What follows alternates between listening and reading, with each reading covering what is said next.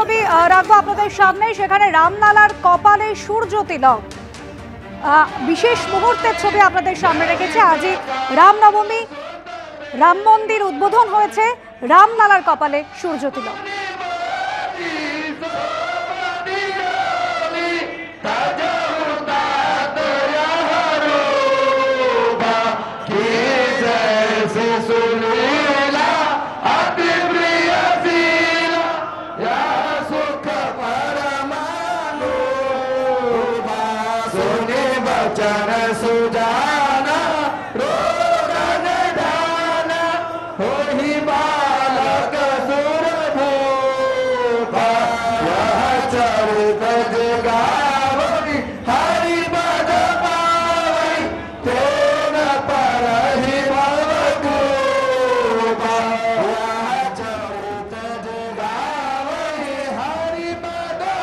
অযোধ্যায় রাম মন্দির প্রতিষ্ঠা এবং আজ রামনবমী উপলক্ষে বিশেষ পুজো অর্চনার ব্যবস্থাও করা হয়েছে।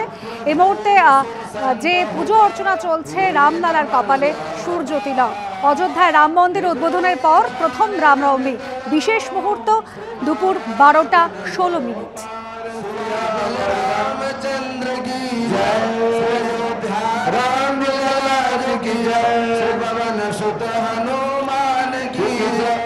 আজ রামলালার প্রাণ প্রতিষ্ঠার পর প্রথম রামনবমী। রামনবমীতে এই প্রথম তাঁবু ছেড়ে মন্দিরে পূজিত হচ্ছেন রামলালা। আর বিশেষ এই দিনে ফুল দিয়ে সাজানো হয়েছে গোটা মন্দির চত্বর। একেবারে সকাল থেকে বিশেষ পুজো অর্চনাও চলছে। কঠোর নিয়ম নিষ্ঠার সঙ্গে আজ দিব্য অভিষেক হলো রামলালার। আর একেবারে অভিষেকের নির্দিষ্ট সময় অর্থাৎ দুপুর 12:16 রামলালার কপালে আজ দেখা যাবে সূর্য তিলক। উজ্জ্বল হলুদ পোশাকে আজ রামলালাকে সাজানো হয়েছে।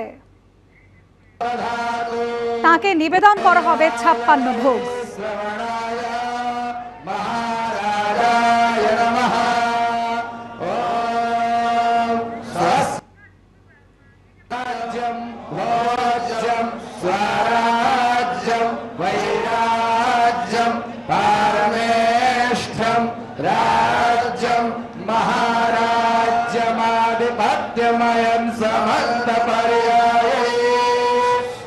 অর্ণব মুখোপাধ্যায় আমাদের প্রতিনিধি এই মুহূর্তে রয়েছেন আমাদের সঙ্গে। অর্ণব, আজ সকাল থেকে রামনবমী উপলক্ষে অযোধ্যায় বিশেষ পূজা অর্চনা রয়েছে, জানাও আমাদের। যেটা সব থেকে গুরুত্বপূর্ণ সেটা হচ্ছে সূর্য তিলক। যেটা বলা হচ্ছে যে সূর্য রশ্মির সঙ্গে শ্রী রামলালার তোমার যে অভিষেক, এর সমস্ত প্রস্তুতি সম্পন্ন হয়ে গিয়েছে। বেশ কিছু পরীক্ষা নিরীক্ষার পর যে সময়টা নির্ধারণ করা হয়েছিল সেটা হচ্ছে দুপুর 12:15।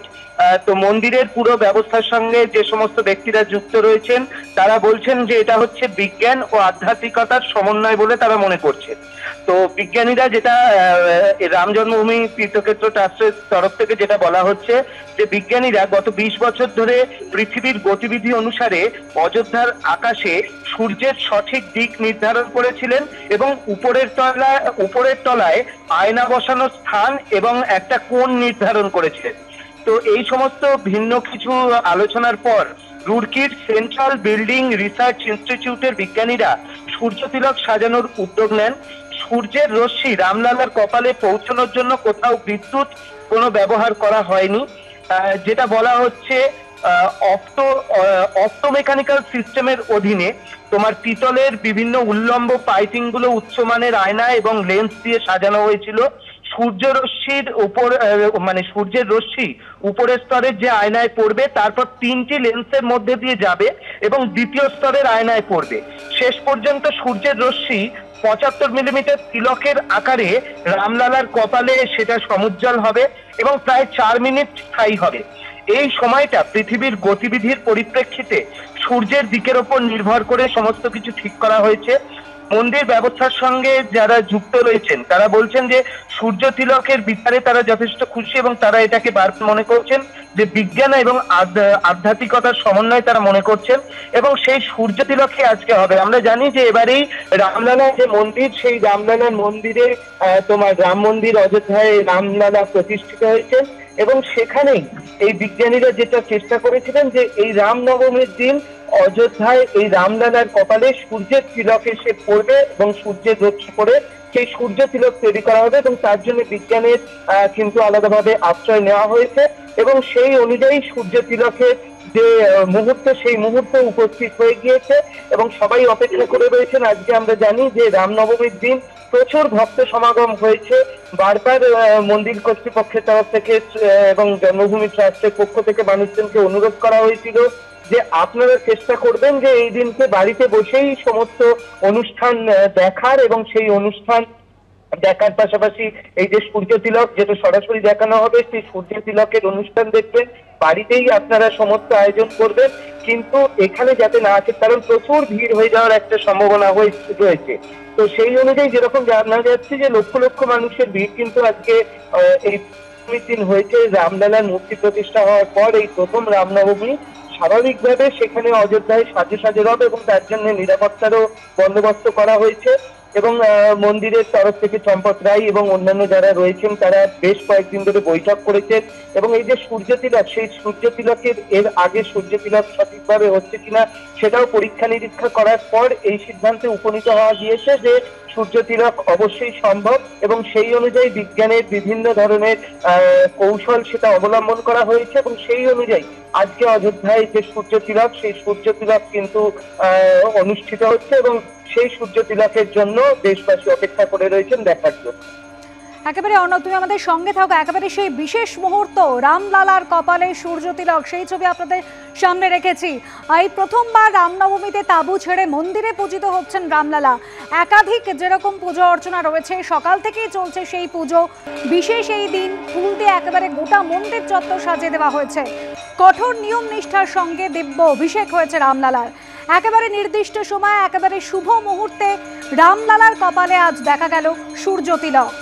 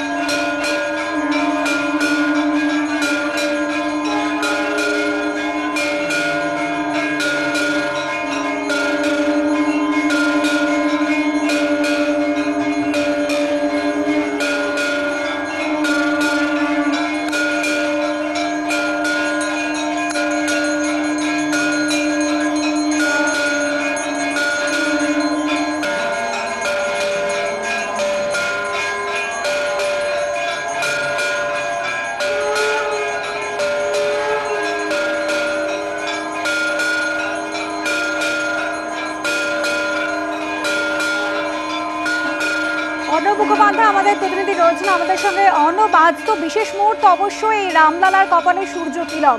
আজ সারাদিন ধরে আর কি কি পুজো উপাচার রয়েছে?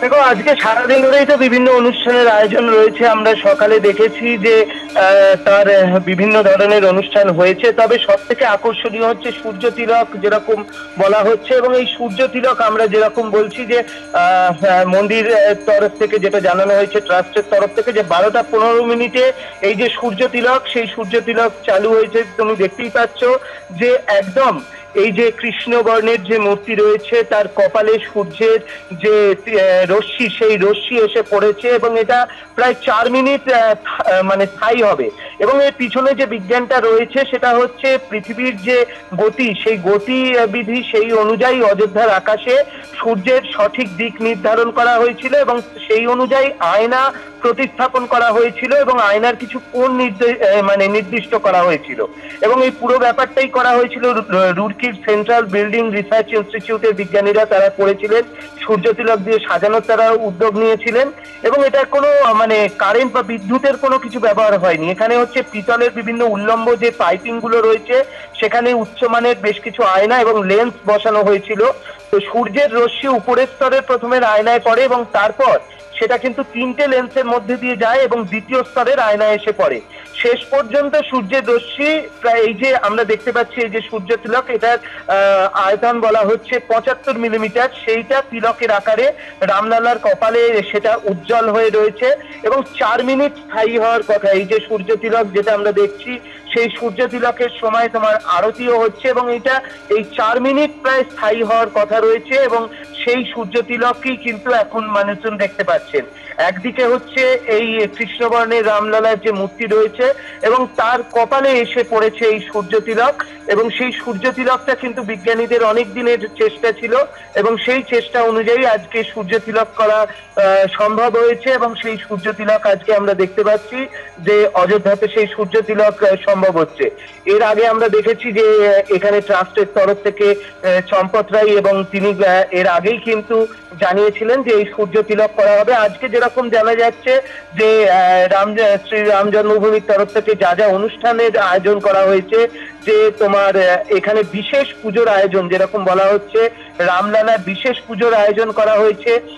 শ্রীরাম মন্দির প্রাণ প্রতিষ্ঠার পরে এই প্রথম হচ্ছে রামনবমী এবং শ্রী রামলালার মূর্তিতে সূর্য তিলক করা হবে। এই সমস্ত কিছুই তারা জানাচ্ছেন এবং সেই অনুযায়ী পুজো হয়েছে। আমরা দেখতে পাচ্ছি যে আরতি, সূর্য তিলকের সময়ও কিন্তু আরতি হচ্ছে।